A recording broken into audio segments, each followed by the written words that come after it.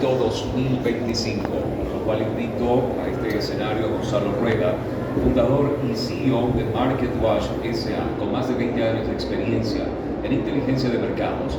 Es experto en análisis sectoriales, estudios de oferta y demanda inmobiliaria, consultoría estratégica, analista de datos económicos y financieros. Bienvenido.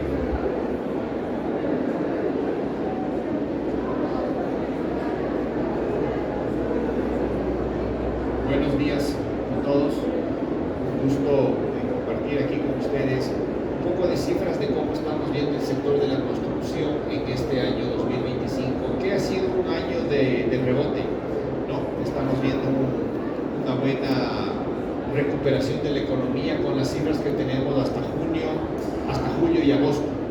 Esperemos a ver qué pasa en septiembre con los datos de las manifestaciones, la paralización. Dos datos duros que tenemos de un mes ya desde que se quitó el subsidio al diésel. En efecto, el consumo de diésel bajó un 14%, pero de igual manera el riesgo país se deterioró un 25%, medido del 13 de septiembre al 13 de octubre. Entonces, los datos que del gobierno ratifican en efecto que en las provincias fronterizas es donde ha habido menor consumo, quizás dando más impulso a la hipótesis del contrabando y de minería ilegal. Pero el impacto también fue en ese mismo periodo un deterioro de 25% del riesgo país. Habíamos llegado a estar ya por debajo de 700 puntos, estuvimos en 680 y ahora estamos bordeando estamos en los 830 más o menos, 25% más. Pero al final del día vemos un rebote.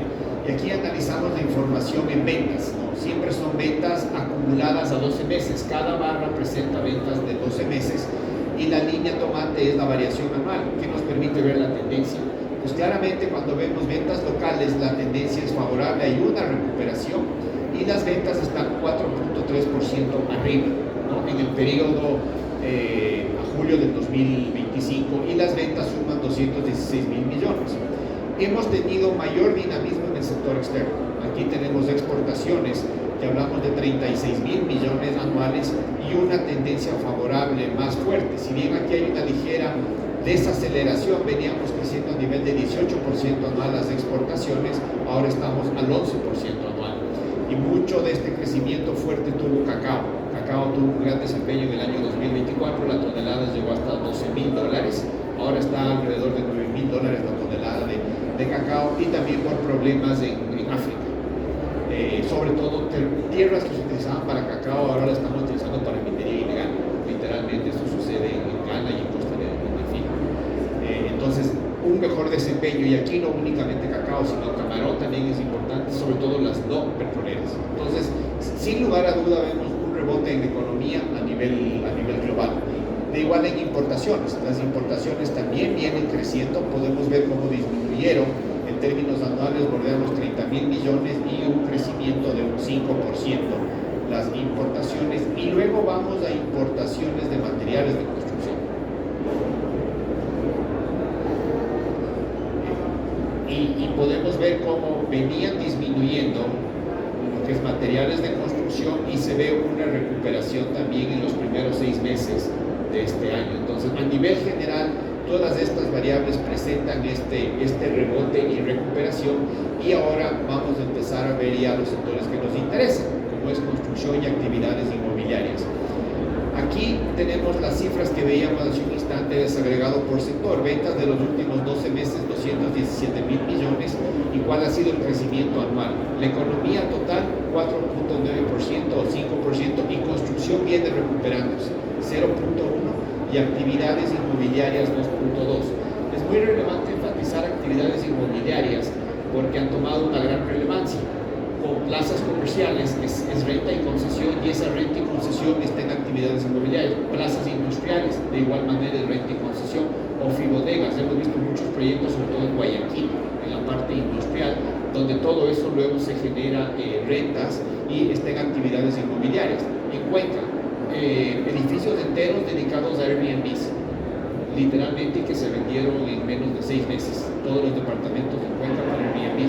Cuenca tiene una gran oferta turística, gastronómica, mucho más seguro que el resto de ciudades del país, y los mismos cuencanos se han esforzado por mantener esa seguridad.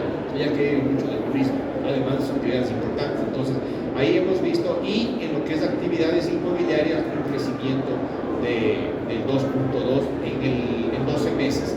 Y si vemos únicamente enero a julio, en estos 7 meses del año, comparado con el mismo periodo del año anterior, construcción crece un 3%, actividades inmobiliarias un 2% y toda la economía a nivel de un 6.9%. Son números que están alineados con los datos que sacó el Banco Central antes de ayer. El Banco Central liberó las estadísticas al segundo trimestre de este año y ahí se puede ver un crecimiento. El primer trimestre en construcción creció 1.5 y en el segundo trimestre en construcción creció 6.5 con la data del Banco Central, y sí lo hemos sentido nosotros, como vamos a ver a continuación también las ventas. Y los sectores de mayor crecimiento: agricultura, ya lo mencionamos, cacao, salud, entretenimiento. Es increíble entretenimiento, o sea, Shakira vendió 4 conciertos en 1 hora, y literalmente lo mismo pasa en otros países, ¿no?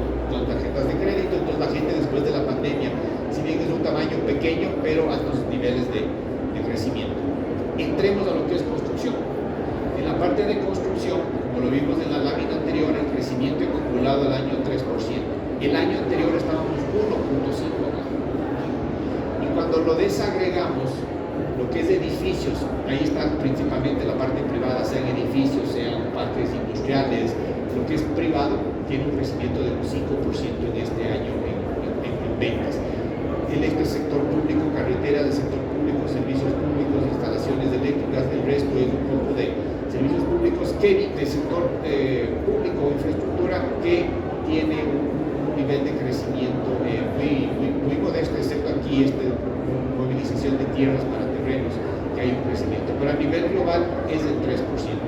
Cemento, que es lo primero que utilizamos en construcciones, crece un 11% este año. El año anterior se contrajo 7%. Y acero, que es la otra materia prima y dato duro, crece también 9.5% y el año anterior un 8%. Ahora, es importante tomar en cuenta que esta data la obtenemos en función a facturación. Cuando un constructor vende una casa, ¿factura el 100% de la casa o no? ¿Cuánto factura el día que vende la casa? Facturará el 2% por la reserva, o el 3%. El 100% de la casa la factura cuando entrega la casa construida, que será después de 24 o 36 meses. Mientras que aquí, acero y cemento, cuando yo vendo 10 toneladas de acero ese día, facturo las 10 toneladas. Y vendo las 10 toneladas de acero, ese día facturo. En construcción, sea casa, sea carretera, sea puentes, nunca facturo el 100% el día que me reservan la casa o el día que me adjudican el contrato. Voy facturando de a poco.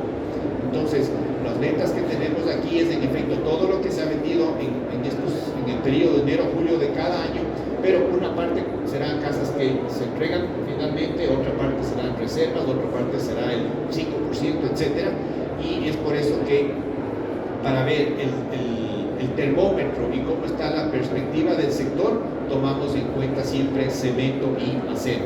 Datos duros, y podemos ver que sí existe ese rebote. Y aquí tenemos producción de cemento en toneladas métricas. Y vemos las columnas es la producción mensual y la línea tomate es la producción anual. La suma de 12 meses y estamos ya en 4.7 millones de toneladas métricas, un crecimiento del 4% en el año. Y claro, es importante mencionar aquí, pueden decir, pero es la producción, no lo que se está despachando. Se despacha el 99% de lo que se produce, no se generan inventarios altos como para decir la producción hay una sobreproducción. Entonces, otro dato duro que veíamos: en ventas de acero sube un 10% y en producción en toneladas métricas sube un 4.3%. Y si vemos mes a mes, aquí está cemento, viene creciendo, y aquí está acero. Entonces, claramente vemos ese rebote. Y acá un resumen de lo que vimos anteriormente ya en términos anuales.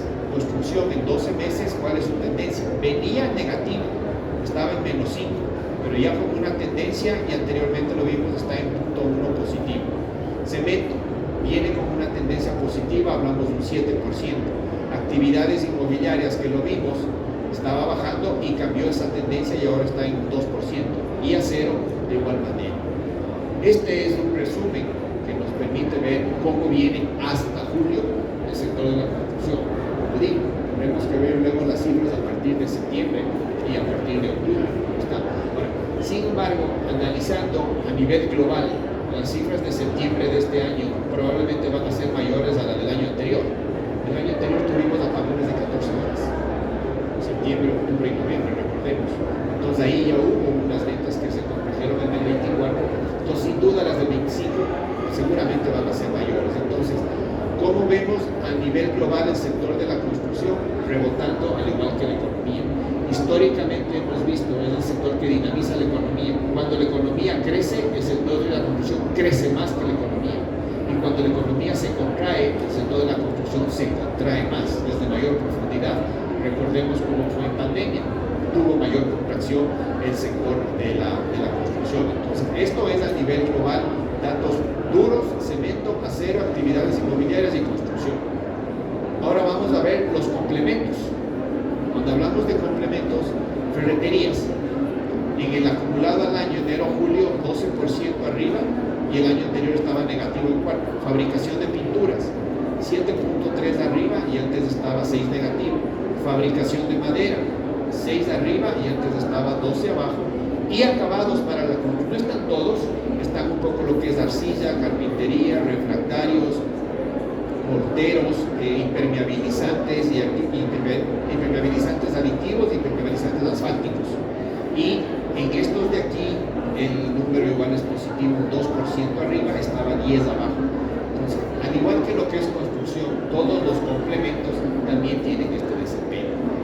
Analizando ferreterías es interesante porque es el equivalente al supermercado en alimentos, ¿no? Es donde se distribuyen todos los productos y al igual que el acero y el cemento es un dato duro y están muy correlacionados. Su nivel de correlación en las ventas de acero, cemento y ferreterías es superior a un 85%, ¿no? Entonces, analizando estos números, claramente podemos ver el sector de la construcción y el mismo resumen del caso anterior, datos anuales en ferreterías, tanto al por mayor como al por menor, el tamaño de mercado son 6.000 millones de dólares y una tendencia positiva, hablando de un 8%. En pinturas estábamos en negativo y ya estamos saliendo acá, estamos tablas, pero con una tendencia favorable. Al igual manera la fabricación de materiales que vimos, morteros, refractarios, impermeabilizantes y lo que es madera también, ¿no? Entonces, desde todos estos análisis y ópticas posibles que podemos ver, el sector de la construcción viene tomando una viada importante. Y todo eso viene apoyado con el crédito hipotecario, que aquí sí falta más apoyo, ¿no? Aquí sí hay que ver. Podemos ver las cifras anuales hasta el 2024. Los picos más altos fueron en 2018, que se desembolsaron 2.000 millones, y el 2022 igual, 2.000 millones desembolsados entre el sistema financiero privado y el BIS. Y de ahí hemos venido bajando. Y como estamos en el 25, las cifras hasta agosto, que podemos ver aquí, mejor que el año anterior, sí. Este año el sistema financiero ha desembolsado 5% menos que el año anterior, pero el año anterior desembolsó 15 menos que el anterior. Entonces, en créditos hipotecarios sí estamos con una tendencia mejor. El BIES sí viene desembolsando menos. Este año ha desembolsado 11 menos. El año anterior desembolsó 6 menos y en el 23 fue 10 menos. Entonces el BIES sí viene con una tendencia a la baja, que eso lo podemos ver acá. En términos acumulados de 12 meses, es el volumen de crédito desembolsado del BIES en hipotecario. Llegó a 600 millones acá a diciembre del 22 y ahora estamos hablando de alrededor de 450 millones y es la variación anual, la tendencia a la baja. Mientras que el sistema financiero privado sí viene con una tendencia al alza. Si bien sigue en negativo, viene recuperándose. El pico fue 1.400 millones, empata con los 600 millones de acá y ahora estamos hablando de 1.100 millones de desembolsos. Ahora, aquí sí hemos visto algunos avances importantes, un par de instituciones financieras, como Pacífico y Pichincha, con tasas del 7.5, si bien son tasas iniciales para el comprador de una vivienda, creo que se ajustan después de un año, pero se han trabajado, al menos Pichincha, muchos en su fábrica de crédito, en la parte operativa, para agilitar los procesos. Tengo entendido que desde que se entregan todos los documentos del comprador, todos los documentos, entendido que el desembolso se hace en máximo hasta 30 días y en algunos casos en 20 días. Pero como digo, la tendencia, si bien es favorable, pero en la parte de crédito hipotecario aún falta mayor apoyo. ¿Cómo estamos en permisos de construcción? Esta data, y lo podemos ver aquí, está hasta el primer trimestre. Justo ayer revelaron la data al segundo trimestre y como mencionamos, el segundo trimestre hay recuperación. Y esto sabíamos que iba a darse así, porque hemos conversado con muchos clientes que nos dijeron, después de la incertidumbre política, ganó Noboa, primer trimestre fue campaña electoral, y las ventas de unidades, abril, mayo, junio y julio, estuvieron al alza. Muchos clientes nos dijeron, en estos 4 meses hemos vendido más que todo el año 2024. 4 meses del 25, una vez que se sabían los resultados que ganó Noboa, estaban vendiendo más. Otros clientes que están en el sector, segmento medio típico, venden terrenos para segunda vivienda en Mindo. Tenían terrenos de inventario para vender hasta diciembre del 26. Todo se les está acabando el próximo mes de noviembre del 25. Y están con un lindo problema, que es buscar más terrenos para desarrollar proyectos y vender más. Pero todo lo que tenían pensado vender hasta diciembre del 26, esas ventas se adelantaron un año. Y ahora entre noviembre y diciembre acaban todos su inventario. Entonces sí ha habido un repunte justamente, y lo vemos aquí, y es lo que menciono acá, ¿no? Y si analizamos, la data de Quito no se ha publicado del 25. Quito entre el 23 y el 24 subió el número de permisos para construir, y si analizamos analizamos a nivel general, el primer trimestre del 24 cae acá al 25, ¿no? A nivel general, pero hay esa recuperación en el segundo trimestre, y claramente casi en todas las ciudades hubo esa recuperación. Quizás Santo Domingo tuvo un crecimiento, Manta algo se mantiene, el resto de ciudades sí tuvieron esa contracción, pero como digo, el segundo trimestre se recuperó, y sabemos que hasta julio, agosto las cosas han venido con una buena velocidad de ventas, que es justo lo que vamos a analizar acá. Y nuevamente, a partir de septiembre, octubre, este mes tenemos estado de paralización, habrá que verlo, y en un mes ya hay consulta popular. Entonces nuevamente viene ese componente político que más nos afecta siempre en Quito. En las otras ciudades del país, al menos en la costa este mes de paro ha estado movilizándose. Empresas de distribución de alimentos o de materiales para llegar al norte del país han estado yendo por Esmeraldas y por San Lorenzo. Y cuando estaba cerrado Cañar para llegar a esa zona, de igual manera se estaban yendo por la costa, se iban hasta Guayaquil, incluso a veces más al sur, y luego ingresaban a la sierra. Porque en la costa este mes se movilizó todo, hubo impacto más en la sierra, en la parte agrícola. Pero como digo, aquí tenemos las principales ciudades y he marcado lo que es absorción.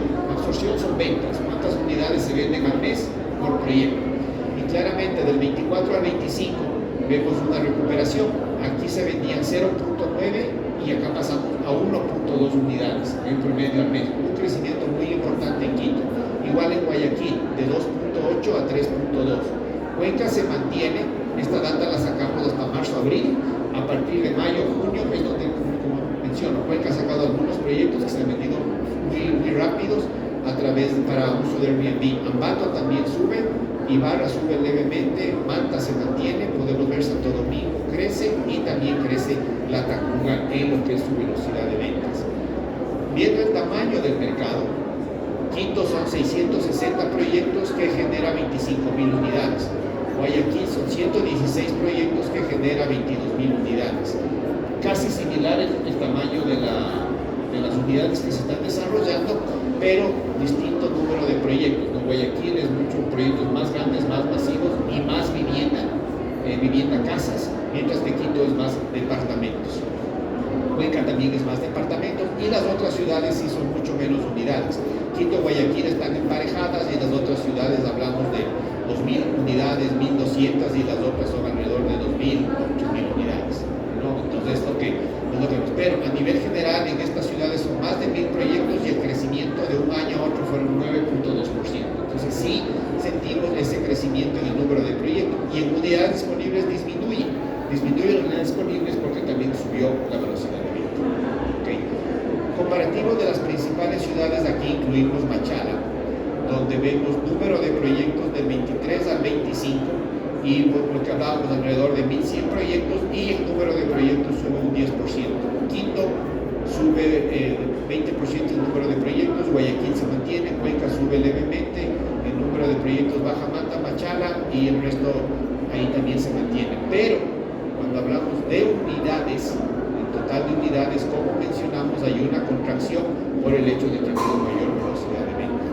Y aquí, Quito y Guayaquil en unidades disponibles, lo que es oferta, prácticamente Quito se mantiene, Guayaquil sí cae un 19%, veíamos mayor nivel de absorción en Guayaquil, Cuenca también disminuye, Manta también, Machala también, entonces en todos viene bajando el número de unidades disponibles porque la velocidad de venta ha sido mayor y ha mejorado a este año. Entonces aquí lo estamos viendo a nivel general. En precio sí vemos plano Quito, mientras que las otras ciudades han subido en precio, Quito se mantiene plano.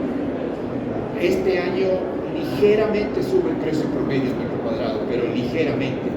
Las otras ciudades sí han subido y esto también corresponde a una sobreoferta en Quito, sobre todo en ciertos sectores. Entonces es importante estar atento porque cuando vamos a lanzar un proyecto queremos ver con cuántas unidades estamos compitiendo y cómo está la oferta. Pero a nivel general, el precio en promedio ponderado, sí hablamos de un 5.7, hablamos de 1.100, ¿no? Cuando países vecinos tienen un ponderado alrededor del doble. También son economías más grandes, reciben más inversión extranjera directa. Solo ahí nosotros recibimos menos del 1% del PIB y los países vecinos reciben entre el 8 y el 10% del PIB en inversión extranjera directa. Y nosotros deberíamos recibir más porque tenemos como del dólar. Pero esa es la realidad en cuanto a precio promedio. Y absorción, velocidad de ventas, este es del 23 versus el 25, Quito sube, Guayaquil bajó, del 24 al 25 vimos que subió, aquí baja levemente, pero se mantiene sobre el 3, Cuenca se mantiene, Manta sube, Machala también sube. Machala está teniendo un desarrollo increíble. Hay temas de seguridad, como en todas las ciudades, pero Machala tiene un crecimiento muy importante en temas también industriales y comerciales. Está desarrollando de manera muy importante Machala y eso es lo que podemos verlo acá.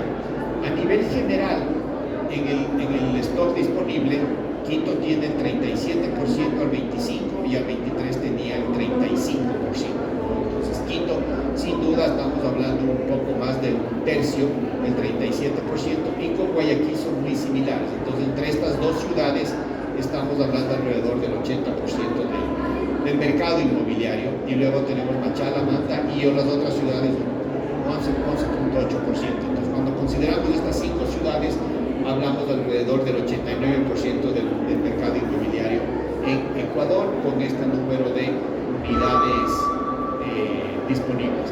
Ahora nos centramos en Quito, únicamente Quito, y lo vamos a ver por los distintos sectores. Abrimos Cumbayá y Tupac. Antes lo teníamos unificado por la relevancia y porque son dos mercados diferentes, tanto en precio como en producto. Entonces, de las 10.000 casi unidades disponibles que hay, el norte central es donde priman más la parte de departamentos, tiene 2.000 unidades disponibles, mientras que en los Chillos es más casas. Cumbayá es más departamentos. Hace 10 años Cumbayá no había departamentos, hoy en día el producto que más rota es departamentos, y Tumbaco lo separamos porque Tumbaco es más casas, Calderón es casas, Pomaski es casas, y en el sur está muy equilibrado. Entonces cuando vamos a desarrollar un proyecto, ¿con qué voy a competir? Con esto es lo primero con lo que voy a competir. Luego podemos ver rango de precios, distintas juguetes que puede tener cada proyecto, pero esto es con lo que estamos compitiendo, y claramente podemos ver el equilibrio entre casas y departamentos en Quito. En Guayaquil hay mucho más el tema de casas que departamentos, si bien ha venido cambiando, antes era 90-10, 10 departamentos y 90 casas, ahora estamos hablando alrededor de 70-30, pero sigue predominando el producto casas en Guayaquil. Área promedio se ha mantenido, ¿no? Área promedio podemos verlo acá, lo más grande son casas en Cumbayá de 177 y departamentos 96, pero el promedio es 89. Y aquí la tendencia, señores, cada vez áreas más pequeñas. Áreas más pequeñas, esa es la tendencia. De hecho, comparándonos con ciudades en Europa, capitales de países en Europa, el área promedio ya es 60, 70 metros cuadrados de un departamento, también por el costo, ¿no? Entonces acá tenemos este nivel de área, pero esa es la tendencia, y claramente casas 107 y departamentos 75 metros cuadrados, ¿no? ¿Dónde son las áreas más grandes? En Cumbayá. Podemos ver casas de 177, luego en Tubaco casas de 128 y departamentos también acá en Cumbayá de 96. En el norte central los departamentos son más pequeños, estamos en Quito, son 68 metros, y las pocas casas que hay en el norte central, 100 metros. Entonces, el otro día alguien me decía un departamento del 90, un departamento de 300 metros cuadrados. Ayuda, ¿qué hago para vender?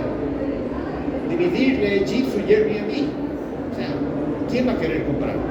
Por eso le dicen el cariño verdadero, ni se compra ni se vende. Ya. Esas casas de 300, departamentos de 300 metros en el bosque, que en los 90 eran gran lujo. Entonces la solución, pared de gypsum, divide, tengo más de entradas, que le hagas de 100 metros cada uno y Airbnb. O sea, para que te genere algo de ingresos, pero de lo contrario, eso ya nadie compra ese tipo de bienes que eran un lujo hace 30 años. El valor promedio, como vimos, 1.260 el metro cuadrado, en departamentos 1.700, en casas 940, y lo más alto en departamentos tanto en el norte central 2.200 como en Cumbayá 2.090. El tope llega a lo que es San Patricio, bordea los $3.000 el metro cuadrado, que entiendo que ha estado con un interesante nivel de reservas y de ventas, y ya están las torres levantándoles. Ese es el tope, pero estos son los promedios. Entonces, si ustedes van a querer mayor velocidad de ventas, sugerencia estar a nivel del promedio o más abajo, pero si quieren más rentabilidad, tal vez poner un poco más alto. Ya depende de la estrategia, ¿no? Hay clientes que nos dicen, si vendo 6 casas en el año es perfecto. Sí, son casas de $400.000. Vender 6 al año más que bien y le genera buenos ingresos. Pero alguien de departamentos que no venda 6 al mes está formado, porque son casas de $60.000 o departamentos de $60.000. Entonces ya depende de la estrategia de cada uno. Pero estos son los números, como digo, lo más alto es Cumbayá con el norte central. Y ya estamos viendo un interés nuevamente en el norte central. La gente estaba saliendo del norte central en ciertas zonas. Si vemos todo lo que es la Mariscal, el pueblo fantasma, el 10 de agosto igual. Entonces sí hay un proyecto por reconstruir ese sector para que sea más atractivo. La pandemia le mató totalmente a lo que es la Mariscal. Entonces hay interés por reconstruirlo, pero el norte central obviamente se ha mantenido siempre y seguirá todo lo que es la floresta, Gonzalo Suárez, la parte de La Coruña. De hecho, iban a lanzar un par de proyectos nuevos en esa zona. Y el valor promedio total de la vivienda más alto en Cumbayá, ¿no? En promedio 206.000, en casas 270.000 y en departamentos 200.000 el promedio ahí, mientras que en el norte central los promedios son más bajos, y luego hacia el resto. Tubaco podemos ver 150.000, por eso decíamos, lo desagregamos Cumbayá y Tubaco porque es perfil distinto, mercado muy, muy diferente. Y las absorciones en el norte central, la zona de mayor absorción, obviamente 3.8 en promedio, veíamos unidades de menor precio, más bajo, y en Cumbayá una unidad en departamentos, y aquí está el que vende más o menos entre 4 a 6 casas al año, ¿no? Pero son de ticket de precio alto. Entonces eso es lo que podemos decir, y el promedio es 1.18. ¿Y cuántos proyectos nuevos han ingresado? En el primer semestre de este año ingresaron 145 proyectos nuevos. Veíamos que el stock era 660 proyectos, más o menos un 22-23% de proyectos son los que ingresaron, otros son los que salieron. Y de esos proyectos nuevos, ¿dónde están? Norte central, norte extremo, Valle de los Chillos y Calderón, principalmente. Menor número de proyectos en Cumbayá y Tubaco porque existe una oferta importante actualmente en ese sector. Si recuerdan, en Cumbayá tenemos que competir con 600 unidades y en Tubaco con 800 unidades, si queremos desarrollar algún proyecto a nivel de esos sectores. Y finalmente, aquí hicimos justo un análisis. Nosotros siempre medimos el descuento que el constructor, o el descuento que el desarrollador, o el descuento que la inmobiliaria le da cuando va a comprar una vivienda, si es que le paga al contado o con más del 50%, da un inicio de más del 50% o le paga al contado. Estos eran los descuentos en el 20. 24, y estos son en promedio los descuentos en el 25. Claramente mejora un 30%, o mejor dicho, el descuento se deja de dar el 30% de descuento. Otro indicador, como hemos visto, del rebote. Cuando las cosas se ponen críticas, sube el nivel de descuento. Cuando las cosas están con mejores perspectivas, el nivel de descuento disminuye, como lo vemos acá. En el sector que se mantiene el descuento es en el sector alto, viviendas mayores a 350.000, entre un 8 y un 12%, ahí se mantiene. En todos los otros segmentos sí hay una... Y claro, este es un mercado muy, muy pequeño. El tamaño de este mercado será un 2 o un 3%. Exagerando, llegamos a un 5% en este mercado. Y este mercado también ya tiene satisfecha su necesidad de vivienda, mientras que acá es donde falta satisfacerlo. Entonces, eso es lo que quería compartirlo. Y cerrando, la perspectiva del 2026. Datos del Banco Central, el sector de la construcción va a crecer un 2.5, más que la economía. La economía para el próximo año crece 1.8, construcción 2.5. En este año, el Banco Central ajustó. Inicialmente la economía iba a crecer 2.8, le ajustó a 3.8 y construcción 2.5. Ya les di los datos del primero y el segundo trimestre. Entonces, en resumen, es un sector que viene creciendo con cifras hasta julio y agosto. Tendremos que ver luego cuál será el impacto de las paralizaciones. Y la tendencia es áreas más pequeñas. Los precios ligeramente vienen subiendo en Quito. El factor determinante y diferenciador es el precio, y de igual manera que los desarrolladores siempre piensen en mascotas. Las familias ahora compran áreas más pequeñas y mascotas. Hay proyectos en Cumbayá que pusieron un área para que el fin de semana se pueda conectar ese, no sé si es un spa móvil para mascotas, que van y se conectan a agua, etcétera, y van ahí y hacen fila, y eso les gusta porque es para el fin de semana darle un tratamiento de spa a su mascota. Entonces son algunas de las cosas que tienen que considerar, y que eso está dentro de las tendencias, ¿no? Entonces eso era, y muchas gracias.